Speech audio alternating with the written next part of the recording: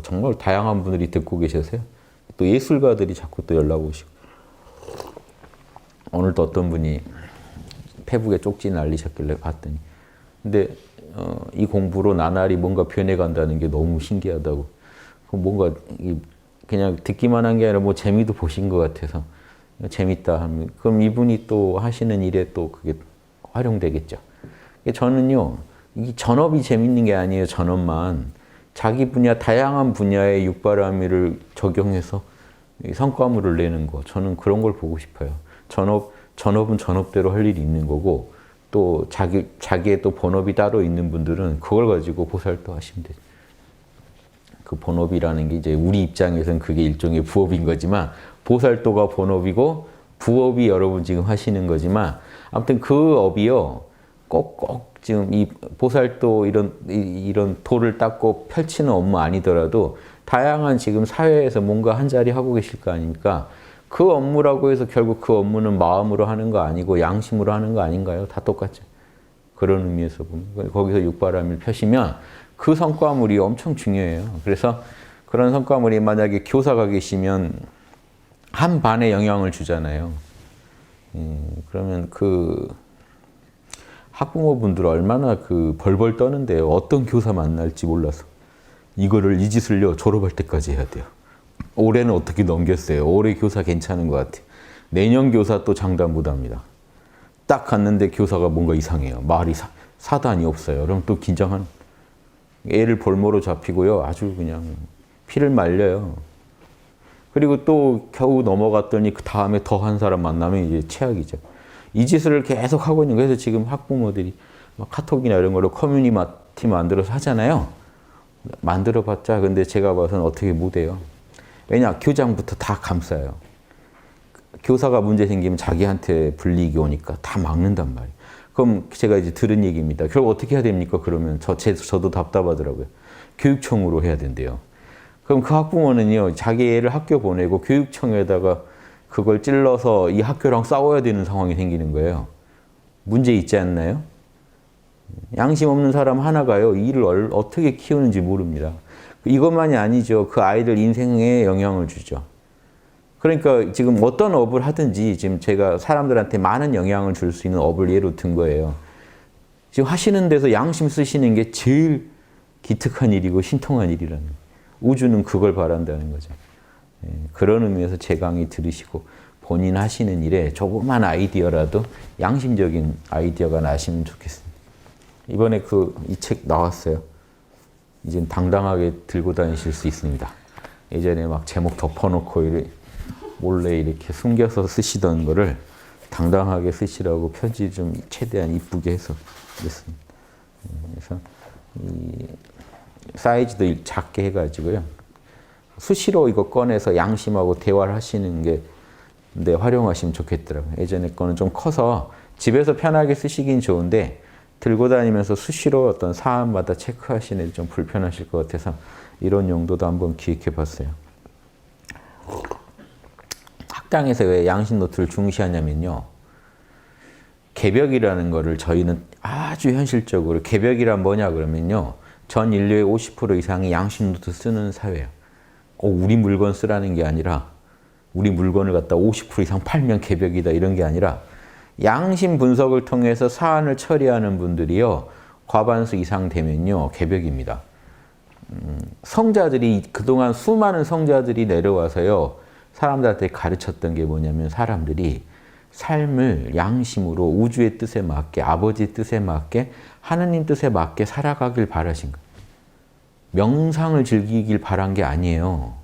그건요. 하도 힘드니까 일단 진통제라도 먹으라 하고 명상을 가르쳐 준 거예요. 죽겠으니까 일단 살고 봐야 되니까.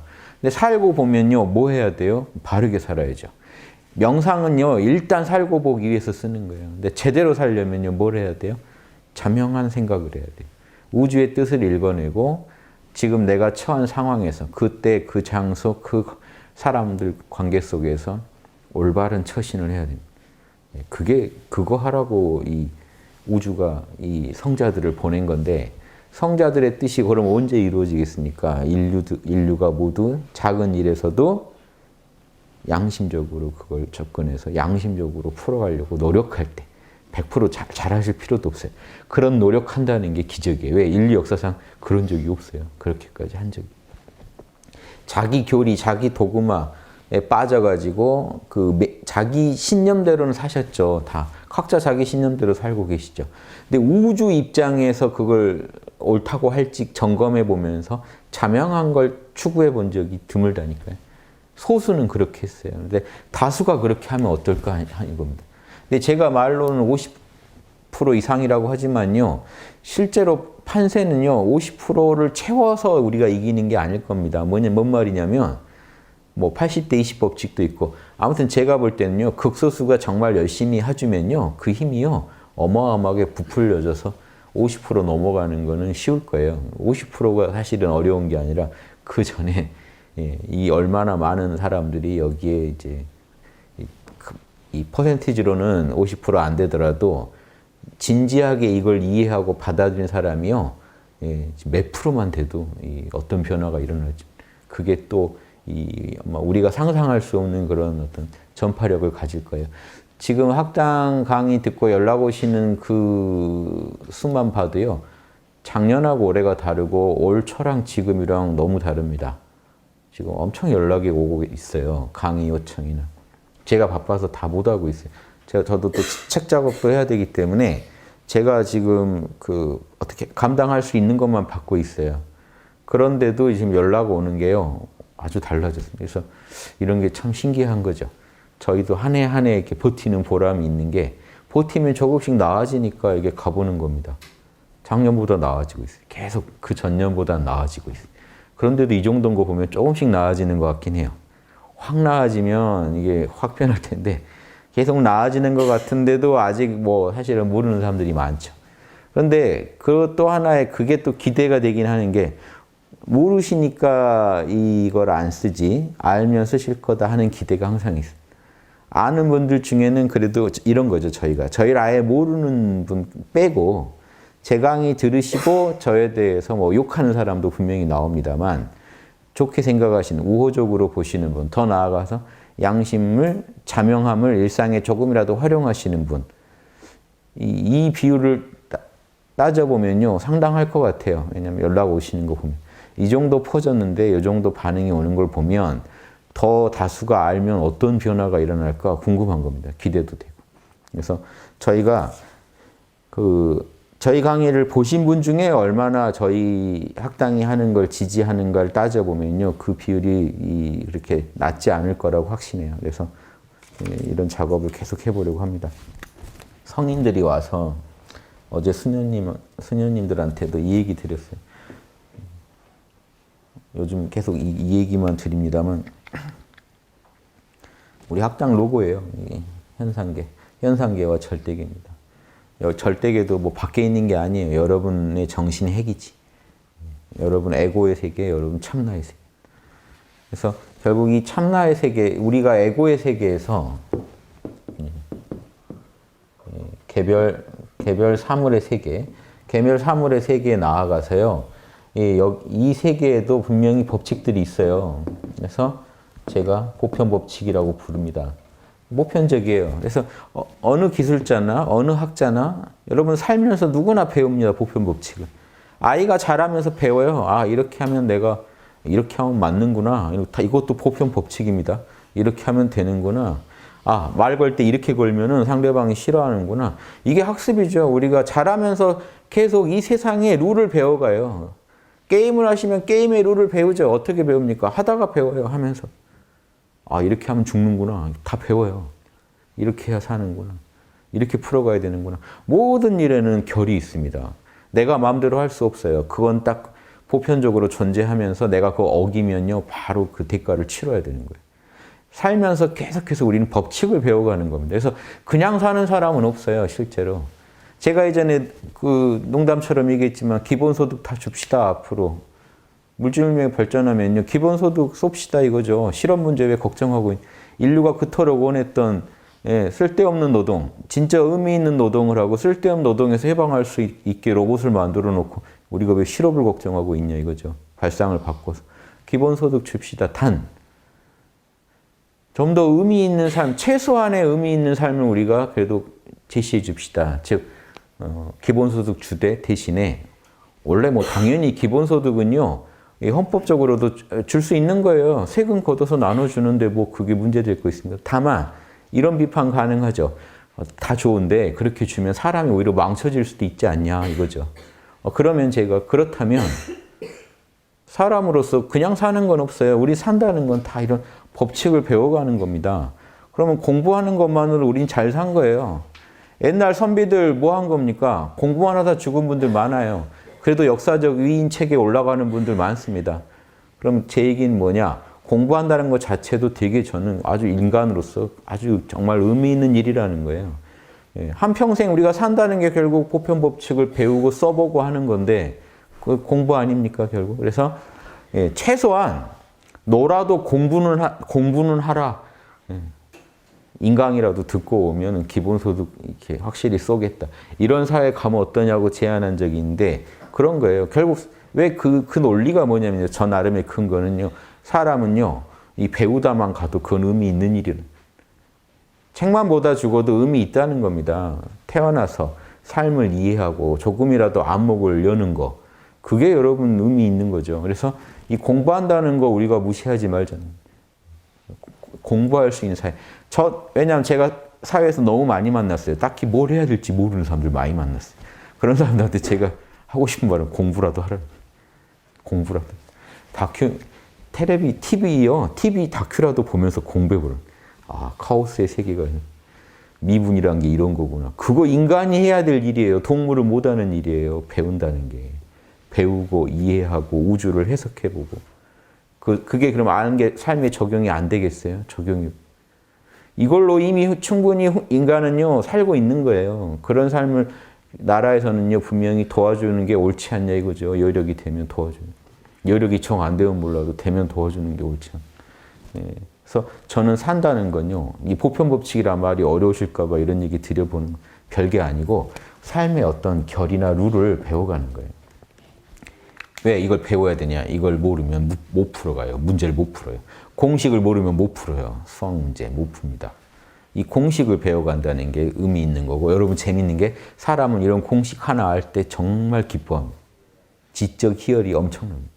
나이가 들어도요. 이시영 박사님 예전에 강의하신 거 보니까 나이가 들어도 뇌를 건강하게 하는 비결이 있다. 뭐냐? 강연을 들으래요. 지적 희열이 어떤 것보다 세대요. 그 주는. 뇌가 젊어진대요. 지적 희열을 느끼는 데 가라. 쉽지 않죠. 뭔가 배워야 우리가 얻는 겁니다. 그러니까 뭔가를 배우고 거기서 하는 이 체험이요. 이게 사는 맛이에요. 별게 아니고. 우리 남들한테 꼭 뭔가를 이렇게 강요된 뭔가를 하라고 합니다. 취직을 해라, 뭘 해라. 근데 그것도 하나의 편견일 수 있어요. 어떤 시대에는 취직할 자리가 없을 수도 있는 거거든요. 그런 시대에요. 나는 백수다 하고 집에서 나고에 계실 겁니까? 아니면 공부하실 겁니까? 그 공부가 취직을 위해서 하는 공부라 취직 안 되면 이건 부질없는 공부다 이런 공부 말고요. 사람으로서요. 이 세계를 이해하고 뭔가 내가 이 세계에서 당당히 살기 위해서 공식을 알아야 된다. 게임을 하려면 룰을 알아야 된다 하는 마음으로 그냥 공부하시는 것 자체의 의미를 부여하실 수는 없는가 하는 그게 있어요. 그걸 써먹으실 수 있으면 훨씬 더 좋죠. 다만 일단 배운다는 게 되게 중요하다. 옛날 선비들 나라에 등용 안 되면 뭐 했어요? 혼자 숲에 들어가서 공부했어요. 석가모니 평생 뭐 했어요? 그냥 공부했어요. 근데 여기 지금 4대 성인에 들어가세요. 소크라테스 뭐 했죠? 아고라 광장에서 계속 떠들었죠. 공부한 거를 계속 돈도 안 받고 떠들었어요. 말년에 잡혀가지고 변론장 가서 변론할 때 돈 받은 적 없다는 걸 강조하잖아요. 난 돈 받은 적이 없다. 그냥 지식을 전해준 거예요. 배우고 배운 거를요. 요즘 같은 블로그나 페이스북에 전하면 돼요. 아고라 광장 어디 찾아가실 필요도 없어요. 이 예전 4대 성인들 존경받았던 분들이요. 결국 현실에서 힘 제대로 못 쓰고 공부하다 간 분들이 많아요. 자, 그런데 그분들이 공부했다는 그게 결국 그분들이 공부해서 얻은 지식이 인류를 바꿔놨죠. 모르는 겁니다. 당장에 우리가 얻은 지식이요.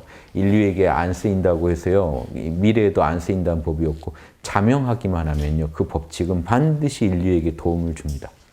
예전에 화이트헤드란 철학자가 관념의 모험이라는 책을 썼어요. 그게 뭐냐면요. 인간이 한번 찾아낸 관념들은요. 반드시 역사 속에서 어떤 방식으로든 성취되더라는 거예요. 아이디어를 내놓으면. 2000년 전에라도요. 인간이 어떤 자명한 아이디어를 내면요. 그 아이디어는 언젠가 누군가를 또 공명시켜서 1000년 뒤, 2000년 뒤에라도 누군가를 움직이게 하더라는 거예요. 무섭죠. 이 관념의 모험이라는 책 한번 보시면. 결국 성인들이 제시했던 관념이죠. 서로 사랑하라, 황금률 지켜라, 천명을 따라라. 이런 아이디어들이요. 지금 2000년을 넘어서 또 우리한테서 다시 양심을 지켜라. 이런 게 또 이 감동을 주고 우리를 움직이지 않나요? 자명한 아이디어는요. 지금 시대만 보고 또 하는 것도 아니에요. 자명한 걸 알아내시고 그걸 알리고 가세요. 그 당대에는 몰라도요. 1000년 뒤, 2000년 뒤에도 또 인류의 삶을 바꿔놓을 수도 있습니다. 어떤 식으로든 다시 쓰입니다. 그러니까 우리가 공부를 하자. 자명한 걸 알아내자. 이거를 제가 봐서는요. 이게 사는 인간으로서 알파고나 뭐 그런 친구들 공부하는 거랑 차원이 달라요. 그 친구들은 계산기고 우리는요. 그 하나하나의 의미를 느껴가면서 공부할 수 있습니다. 그런 말씀을 제가 드리고 싶습니다. 그래서 우리가 지금 과학이라는 학문을 통해 여기는 과학의 영역이죠. 과학이라는 학문을 통해 개별 사물에서 보편 법칙 알아낸다는 것만 해도 인류로서요. 그건 엄청난 의미 있는 일이에요. 그런데 더 의미 있는 일이 철학의 영역입니다. 이 보편 법칙들이요. 지금 현상계를 지배하는 동양식으로 말하면 음양오행의 법칙이에요. 늘 만물에는 음과 양이 있고 오행의 요소가 있더라는 거예요. 발산하는 거, 수렴하는 거, 더 발산하는 거, 덜 발산하는 거, 덜 쪼그라드는 거, 더 쪼그라드는 거. 또 이런 균형 에너지에서 오행, 금목수화토를 가지고 분석해 보잖아요. 이게 별게 아니고 그냥 태극 모양으로 우주는 진동한다는 겁니다. 우주가 끝없이 진동한다는 걸 가지고요. 우리가 개별 사물을 다 연구했어요. 예전에 동양에서. 연구해서 다 활용하고 다 썼어요. 서양보다 훨씬 앞서서 여러분 과학적 성취 서양보다 훨씬 앞섰습니다. 동양에서 발명해 놓은 발명품들을요. 서양에서 가져가서 거기서 제국주의에 아주 훌륭한 도구로 써먹어요. 나침반은 화약 다 중국에서 발명된 것들입니다. 또 우리나라 분들도 거기 힘 보태가지고 다 만든 것들이에요. 서양보다 과학명에서도 앞선 게 있다고요. 앞섰었다고요, 예전에. 그런데 그 성취를, 다들 그걸 관심을 안 두세요. 그 과학적 성취는 무슨 이론으로 했나? 동양의 음양오행 이론으로 했어요. 한글 여러분, 한글 창조만 알지, 한글 창제할 때 무슨 원리로 창제했을까요? 무슨 과학적 원리, 무슨 철학적 원리로? 그 주자학으로 했어요. 사람들이요, 주자학이 나라 망쳤다, 주자학이 못 쓰게 했다, 조선을 망쳤다 하는데요. 주자학 이론으로 한글을 만들어요.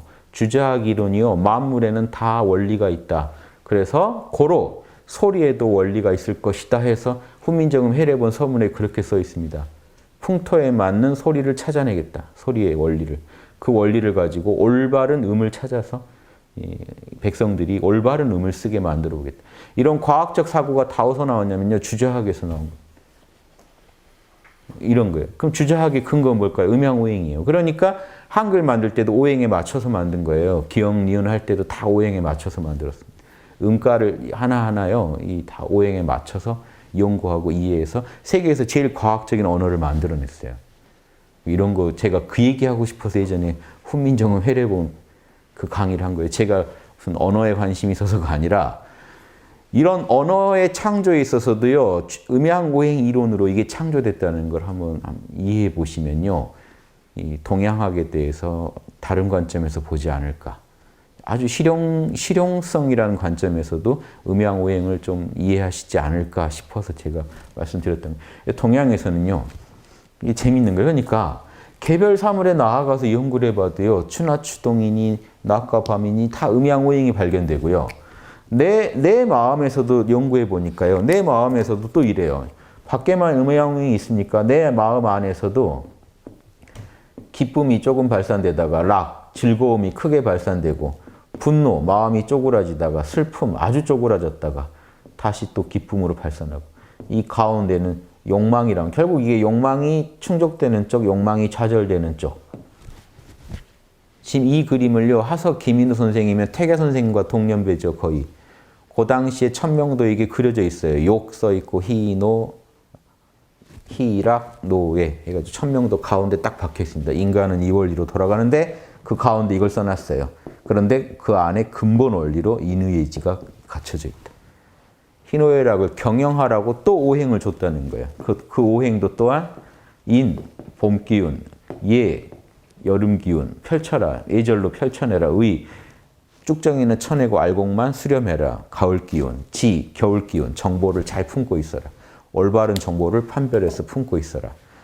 신, 한결같아라. 이 음양의 변화가 한결같아라. 자, 우리 안에 인의예지 신이 있어서 인의예지 신으로 희노애락 욕을 경영하면 인간으로서 가장 잘 산 거라는 게 철학하는 사람들은 다 이게 결론입니다. 동서양 모든 철학의 결론이 인간의 감정을 어떻게 이성으로 경영할 거냐.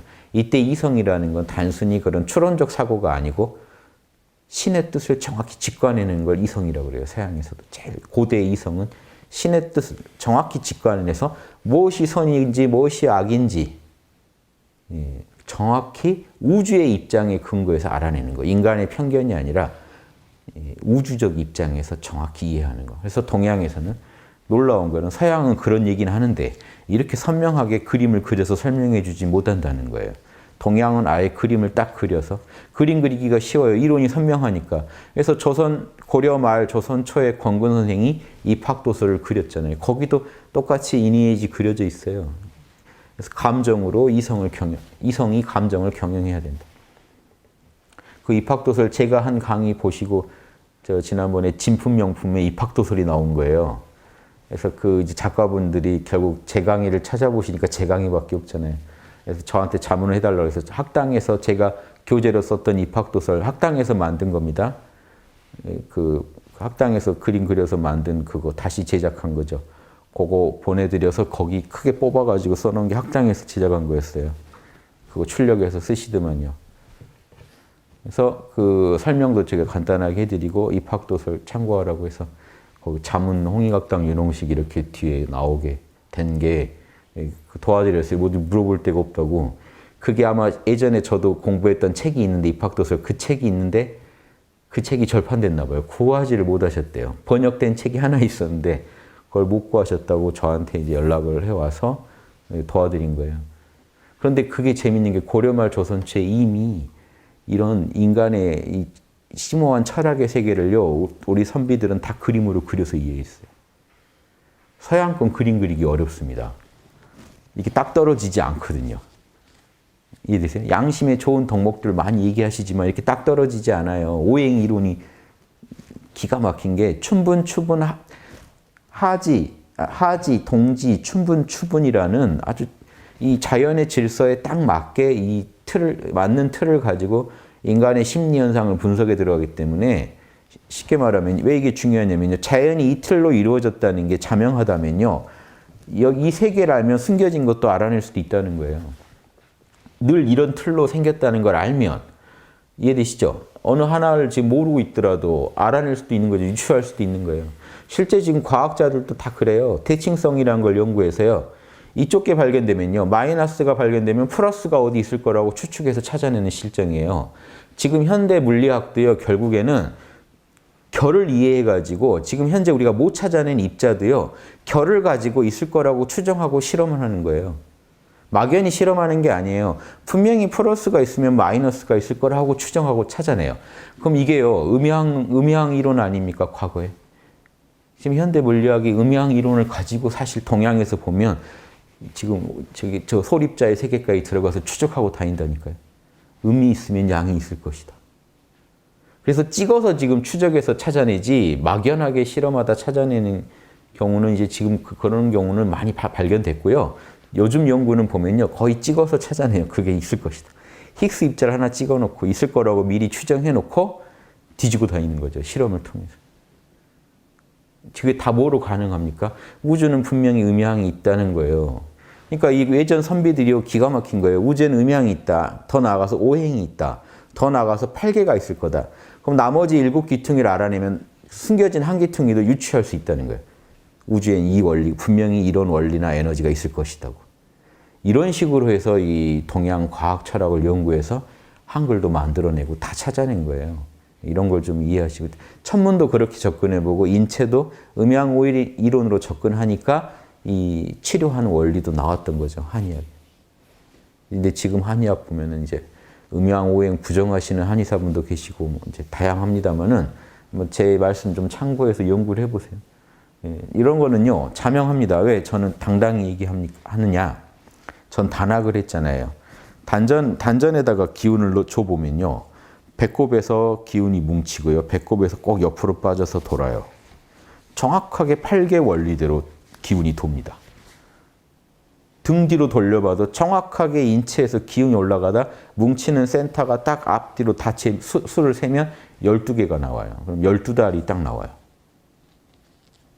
이거는 지어낼 수가 없는 거예요. 왜냐? 제가 여러분한테 자세히 안 가르쳐 드려요. 그건 해보시라 그래요. 여러분 그 12자리 정확히 찾아내셔야지 추천 돌린 거죠. 찾아내셔야 돼요. 여러분 몸 안에 있어요. 기운만 대주면 꼭 그렇게 돌아요. 지금 기운이 약해서 그렇게 못 도는 거예요.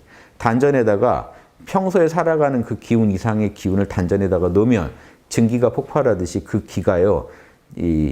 터져서 돕니다. 어딜 도느냐. 원래 있는데 지금 미세하게 흐르는 그 경락을 두껍게 뚫으면서 돌아요. 그러면서 각 고속도로를 뚫으면서 휴게실에서 쉬듯이 기운 쉬는 자리들이 나와요. 그럼 정확히 어느 육에서 찾아냅니다. 내 몸 안에서 찾아내셔야 돼요. 그걸 찾아내서 관찰해 보면 돌 때 정확하게 기운이 치고 올라가다가 정확하게 여기 도달하면 냉해지면서 다시 끌어내려져요. 그래서 내려와서 저 밑에 가면 뜨거워지면서 다시 올라가요. 이 짓을 계속 하고 있는 거 보면 이게 개별 사물의 보편 법칙이 모를 수가 있을까요? 내 몸에서도 바깥 세계에서도 내 마음에서도 내 양심에서도 오행이 계속해서 관찰되는 거예요. 실제로 이런지 확인해 보세요. 실제로 양심의 각 덕목들이 이 에너지를 갖고 있는지 확인해 보세요. 사랑의 에너지가 진짜 봄 에너지인지 여름 에너지인지 예절의 에너지가 지혜의 에너지가 겨울 에너지인지 그럼 이 정의의 에너지가 가을 에너지인지 성실의 에너지가 토기운인지 이걸 관찰해 보시면요. 여러분 이걸 통해 우주의 원리도 알 수 있다니까요. 그래서 예전 학자들은요. 둘이 아니에요. 과학을 통해서 개별 사물의 법칙을 연구하다 보면요. 뭘 만나요? 계속해서 음양오행을 만나요. 그런데 이 개별 과학만 연구한 분들은 뭘 몰라요? 음양오행이 내 마음에도 있고 더 들어가서 양심이라고 하는 우주의 가장 근본적인 마음, 근본적인 명령에도 양심의 명령에도 오행이 새겨져 있다는 걸 몰라요. 밖에만 있는 줄 안다고요. 그래서 그게 과학의 한계고 철학은 자기 마음에 들어가서 자기 마음 안에서 찾아봐요. 내 마음에 똑같은 게 있고 오히려 내 마음에 있는 게 결국 태극이고 우주의 근본 마음이고 여기서 저 천지만물 돌아가는 원리도 나왔구나 하는 걸 알게 됩니다. 철학 공부를 하다. 그러다 보면 뭐가 나와요? 여기서 끝이 아니에요. 자, 이 얘기 드리려고 하는 여기서 끝이 아닙니다. 내 본성에 이니지가 있구나. 만물에 음양오행이 있구나. 내 마음에 희노애락에도 오행이 있구나. 희노애락을 경영하는 양심의 명령에도 오행이 있구나. 자, 여기까지 알아내시면 난 철학자다. 과학자들하고 철학자는 이렇게 다르다고 끝내실 게 아니고 자, 그러면 보여주세요. 행을. 뭐냐면 보편 법칙을 보여주세요. 자, 이때는 제가 실천 법칙이라고도 부를게요. 왜냐? 인의해지를요, 현실에서 구현해 보세요. 이 보편 법칙은 철학자들만이 알고 있는 보편 법칙입니다. 과학자들이 연구한 보편 법칙은 개별 사물, 자연에서 발견되는 음양오행이고, 여러분, 인의해지를 정말 잘 알아서 표현할 수 있는 보편 법칙이 있죠. 철학자가 보여줄 수 있는 보편 법칙을 보여주세요. 뭐냐면 매사에 자명한 선택을 하면서 살아가 보세요. 이게 어려운 겁니다. 내 안에 인의해지 있어 라고 막 주장하지 마시고 그럼 보여주세요. 와, 저렇게 사는 게 인의해지의 삶이구나. 그 보편 법칙, 실천 법칙들 한번 살아보세요. 뭡니까? 간단하죠. 자명만 선택하고 찜찜은 버리고 양심의 자명함만 따르고 찜찜함은 버리는 삶을 살아보세요. 그러면 여러분 삶의 결이 그대로 보편 법칙이 됩니다. 남들이 봤을 때도 저렇게 살면 되는구나가 보여요. 저렇게 살면 되는구나. 저런 공식대로 문제를 풀어가면 되는구나. 여러분 게임하다가 고수를 보면 뭘 배웁니까? 아, 저렇게 죽이는구나. 괴물이 나올 때 저렇게 죽이는구나. 저렇게 하는구나. 여러분 유튜브에 게임 방송이 인기죠. 켜놓고 보고 있죠. 고수들이 하는 걸 보고 있어요. 한 수라도 배우겠다고. 근데 이게 성인들 경전을 뭐 어떤 마음으로 봐야겠어요? 유튜브 게임 방송 보듯이 봐야 돼요. 아, 저럴 땐 저런 얘기를 하시는구나. 논어를 보는 게 똑같아요. 아, 저렇게 싸가지 없게 질문이 들어오는데 저렇게 받아치시는구나. 아주 생사의 이기에서 어떤 선택을 요구하는데 저렇게 선택하시는구나. 양심 제일 잘 쓰는 그 말렙의 고수들 한 게임 하는 거 봐야 되지 않겠어요? 이해되시죠? 물질 문명에서는 게임이 그렇게 인기일지 모르지만 정신 문명에서는요, 양심으로 풀어가는 게임, 즉 인생 게임이 이제 그거 이제 틀어놓고 볼 겁니다. 나중에 다. 야, 고전을요, 어떤 식으로든 그렇게 즐기게 될 거예요. 뭐 그걸 애니로 만들어서 즐기건 그래픽으로 해서 즐기건 활자로 즐기건 뭐로 즐기건 음성으로 즐기건 여러분은요, 고전을 앞으로 즐기는 문명으로 갈 거예요. 왜? 양심의 제일 고수들이 펼쳐내는 그 게임이 예술이거든요. 저거 다 죽었다 하는데 고수들 살아나죠. 나라면 저기까지 안 가고 이미 죽었을 텐데 저 고수들은 진짜 최악까지 가는데 또 살아나와요. 그거를 계속 보는 거예요, 여러분. 보면서 내 게임 할 때도 적용해 보는 거예요. 고전을 왜 보셔야 되는지 알겠죠? 그래서 제가 유튜브에서 고전하고 친해지시게 하려고 끝없이 고전을 계속해서 제가 들먹이는 거예요. 이것도 중용 고전 한번 들어 설명해 볼까요? 천명지성, 하늘이 명령한 게 본성이다. 하늘이 어떻게 살아라고 명령해 놓은 게 본성이다. 이게 여러분 안에 있는 인의의 지신이요. 이게 근본 원리라고 하는 거예요. 철학에서 탐구하는 가장 근원적인 거. 모든 보편 법칙의 근거가 되는 거. 결국 바깥 사물도 결국 음양오행인 한에는요. 결국 인의의 지신하고 둘이 아니에요. 내 안에 있는 양심의 근원적인 명령이요. 결국 우주도 굴리고 있는 거예요. 똑같은 명령이 만물에도 다 주어져 있으니까 우주가 음양오행을 열심히 표현하고 있는 거예요. 나한테는 뭐로 그게 명령이 떨어졌다고요? 음양오행이 인의의 지신이라는 식으로 제 안에서 명령이 떨어진 거고 구체적 현실에서 게임의 세계에서 희노애락이라는 보편 법칙으로도 표현해보고 인의의 지를 현실에 적용하는 그런 의미에서 보편 법칙. 양심에 맞게 살아가는 보편 법칙으로서 표현이 돼요. 이건 욕심 따라가는 보편 법칙이고 양심 따라가는 보편 법칙이고 개별 사물에 의해서 표현되고 있는 천지 만물에 표현되고 있는 보편 법칙이 있죠. 추나추동이나 이런 금목소화토 같은 자 이런 식으로 막 이 큰 그림을 그리고 여러분 어떻게 사실 거예요? 중용에 나옵니다. 천명지성 하늘이 명령해 놓은 게 근본 원리 본성이다. 여러분 안에 근본 원리는 어떻게 있을까요? 사랑하라, 정의로워라, 예절을 지켜라, 성실해라, 지혜로워라 이 명령이 여러분 안에 박혀 있다는 겁니다. 이 5가지 명령이 박혀 있으니까 보편 법칙, 실천 법칙이 어떻게 돼요? 실제로 여러분 가족하고 싸울 때 어떻게 해야 돼요? 사랑하라는 명령을 따르면서 문제를 풀어가야 돼요. 정의로워라는 명령을 따르면서 그 실천적인 문제를 풀어가야 돼요. 그럼 일정한 결이 있겠죠. 그게 여러분 실천 법칙이고 보편 법칙입니다. 이게 중요해요. 이것만 알고 계시는 게 중요한 게 아니고 이건 직관으로 아시더라도 현실 속에서 삶 속에서 이걸 못 풀어내시면 모르시는 거예요. 한 번도 양심하는 꼴을 못 봤는데 명상만 하면 꼭 내 안에 인의지 있다든가 이런 큰 소리를 쳐요. 가능합니다, 실제로. 내 안에 막 큰 사랑을 발견했다면서 계속 그 얘기로 남들을 괴롭히고 다니세요. 내 얘기 들어보라고. 내가 사랑을 발견. 정말 사랑하고는 담싸운 분이 자꾸 그 얘기를 하면 주변 분들 힘들겠죠. 내가 왜 쟤한테 사랑 강의를 들어야 되는지. 그렇죠? 이게 문제인 거예요. 그래서 여러분 진짜 중요한 거는요. 실천 법칙인데 자 중용이 이렇게 돼 있어요. 하늘이 명령한 걸 본성이라고 하고 여기서는 본성이 근본 원리를 말합니다. 이 명령어가 우리한테 프로그램이 새겨져 있으니까 이 프로그램대로 살아가면 어떻게 돼요? 설성지위토. 이 프로그램, 이 명령 그대로 살아가는 거를 길이라고 한다. 이게 길이라고 하는 거예요. 지금 실천 법칙, 보편 법칙. 중용 1장에 다 써놨어요. 하느님이 인간한테 이렇게 살아라고 명령어를 입력해 놓은 것을 본성이라고 하고 이게 근본 원리예요. 여러분은 근본 원리를 어길 수가 없어요. 이거에 있기 때문에 여러분 무슨 일이 있어도 이걸 안 지켜주면 여러분 삶은 건강하지 못하게 돼 있어요. 별짓을 다 해도 이니에지를 어기는 한 해는 찜찜할 수밖에 없고 몸과 마음이 아플 수밖에 없어요. 자, 그런데 그 명령어 그대로 살아가는, 그럼 게임을 실제로 하는 중에 이 근본적인 명령대로 게임을 하다 보면은 여러 결이 나오겠죠. 그게 실천 법칙이에요. 자, 사랑하라 좋은데 이럴 땐 이렇게 해야 된다. 부모님한테는 이렇게, 와이프한테는 이렇게, 자녀들한테는 이렇게 해야 된다. 상황 사랑 따라 다 결이 달라요. 그거 많이 알아내시지 못하면 현실에서 이니지 구현 못합니다. 맨 경전에서 사랑하라, 정의로워라. 근데 책 딱 덮고 나면 뭐 어떻게 해야 될지 모르겠네.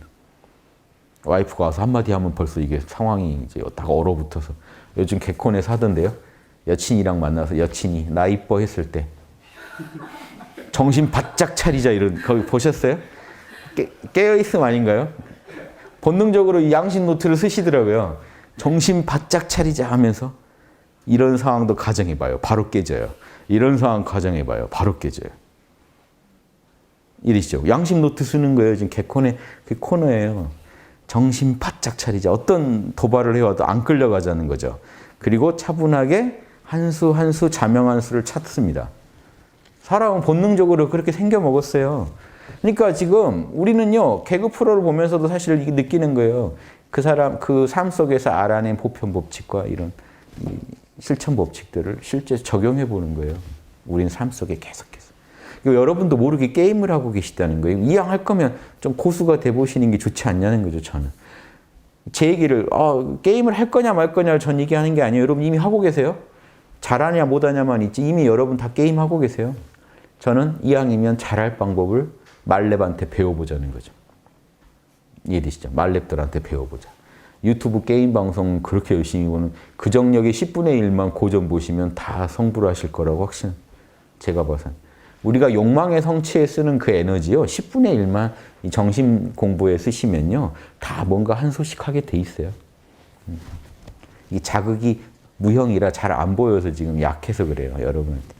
예전 어른들이 양심은 미약하고 욕심은 위태하다는 게 너무 자극이 세서 욕심은 쉽게 끌려가니까 위태한 거고 양심의 자극은요. 너무 은은해서 예민해야 느껴요.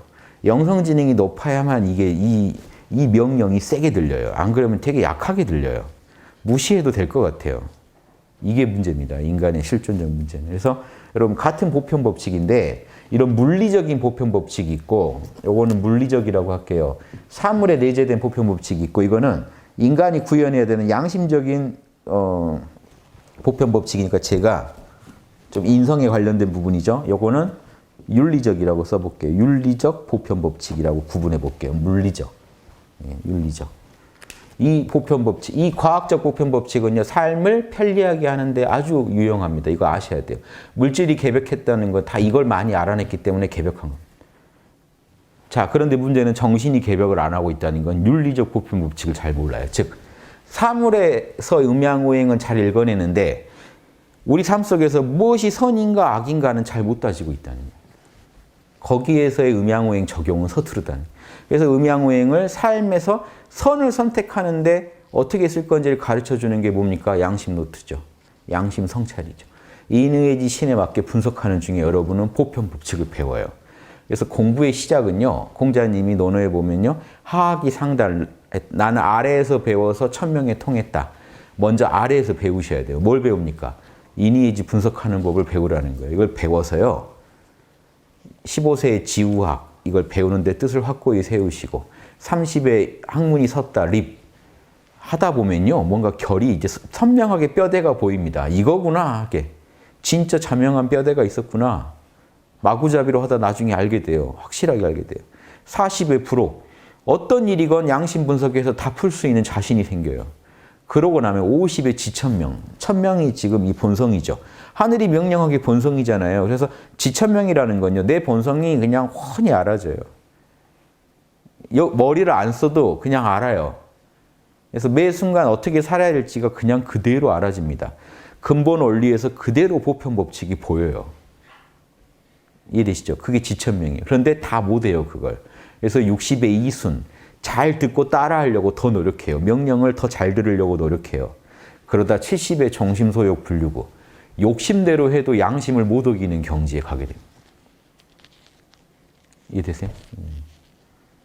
지금 간단하게 얘기 드린 거 좀 별거 아닌 것 같지만요.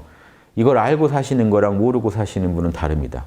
게임 방송 보고 게임 하신 분하고 생판 한 번도 안 보고 게임 딱 켜면요. 그냥 죽어요. 속절없이 자꾸 죽는데 손도 못 써보고 죽습니다. 어떤 게임들은. 근데 게임 방송 본 분은요. 피할 줄라도 알겠죠. 움직여라도 보겠죠. 그래서 자꾸 이런 제 유튜브 강의 듣다 보면요. 인생 게임에서요. 중요한 도전이 왔을 때, 유혹이 오고 시험이 왔을 때 어떻게 몰라라도 하고 아니면 아까 개콘처럼 정신 바짝 차리자라도 이거라도 하는 거죠. 그럼 쉽게 안 끌려갑니다. 지금 게임이에요, 여러분. 순간순간 선택으로요. 오늘 하루가 한 판이라고 생각해 보세요. 주무시기 전까지 게임 어디까지 득템하다 가실 건지. 오늘 득템 안 해놓죠? 그럼 내일 별로 성과가 없어요. 내일 출발할 때 아이템이 없어요. 내일 게임 시작할 때. 이해되시죠? 그래서 오늘 좋은 생각이라도 해놓고 주무셔야지 내일 일어났을 때 그 생각 뽑았습니다. 성악십도 중에 수쿵야매잠도라는 게 있어요. 새벽에 일어나고 밤늦게 자라. 언제 자라는 건지 모르겠는데 밤늦게 자서 새벽에 일어나라는 잠이 있어요. 저도 그거 보면서 언제 주무시는 건지 잘 모르겠더라고요. 저는 아침잠이 많아서 잘 때 수쿵 안 합니다만은 숙매 저는 숙매죠. 새벽에 자서 뭐죠? 아침에 낮에 일어나는 그런 삶을 많이 살았거든요. 그런데 그런 게 이제 그 폐인들의 어떤 기본 그 취침 시간인데 밤에 그렇게 재밌어요. 밤이 아깝고 자는 게 꼭 죽는 거잖아요. 죽기 싫은 마음 같은 거예요. 자기 싫은 게. 지금 이렇게 재밌게 지낼 수 있는데 내가 어떻게 잠이 드느냐. 근데 그 올빼미족들은 그런 마음이 있더라고요. 그래서 그런데 수쿵야매잠도 이렇게 나옵니다. 아침에 철학자의 삶이에요. 이걸 제가 정리해서 선비의 하루 일과 이래서 몰입책에도 넣어놨어요. 그런데 원문 보면 더 재밌어요. 새벽에 딱 눈 뜨죠. 아직 일어나기 전에 첫 번째 하는 일이 철학자가 하는 일이 어제까지 알아낸 걸 다시 반성해보고 새로 알아낸 거, 자명하게 알아낸 거 있으면 다시 곱씹어봐요. 그러다가 정신을 환하게 선명하게 한 뒤에 일어나서 씻고 다시 단정히 앉아서 마음을 태양처럼 광명하게 하고 있으라고 돼 있습니다. 철학자가 이렇게 살아요. 항상요. 하루 시작할 때 어제까지 내가 득템한 거 다시 헤아려 보면서 시작합니다. 하루를. 어제 내가 얻은 게 뭐고 잃은 게 뭐고. 딱 챙길 거 챙겨서 그날 하루를 시작해요. 오늘 그럼 어제까지 알아낸 그 자명한 걸 가지고 오늘 게임을 진행해 보겠다 이거죠. 여러분도 모르게 그렇게 하고 계세요. 실제로. 어제까지 알아낸 자명한 걸로 오늘 일을 처리하고 계시잖아요. 그런데 그걸 의식적으로 하시면 여러분 고수가 될 수 있다는 거예요. 무의식적으로 하면은 하수고요. 의식적으로 하면 고수고 의식적으로 하다가 그게 다시 무의식적으로 할 수 있게 되면 여러분 진짜 고수, 말렙에 들어가요. 근데 그냥 무의식적인 건 그냥 무의식적인 거죠. 이해되시죠? 천지분간 못하고 게임하고 계신 거랑 똑같아요. 자, 이 보편 법칙을 알아내라. 자, 이런 보편 법칙은 게임으로 비유하면 아이템의 각 성능들이나 어디 쓰는지 알아내는 게 개별 사물의 보편 법칙. 과학도 필요하죠. 아이템들이 어디 쓰는 물건이고 어디 가면 구하는지 아는 게 개별 사물의 보편 법칙이고 물리적 보편 법칙이고 윤리적 보편 법칙은요. 게임에서 매 순간 어떤 걸 선택할지를 그 결을 알아내는 게 보편. 매 순간 선을 선택하는 법을 알아야 돼. 그러다 보면 이게 결국 둘 다 어디서 나왔다고요? 게임 만든 게임 만든 분이 애초에 설계한 근본적 프로그램에서 다 이게 나온 겁니다.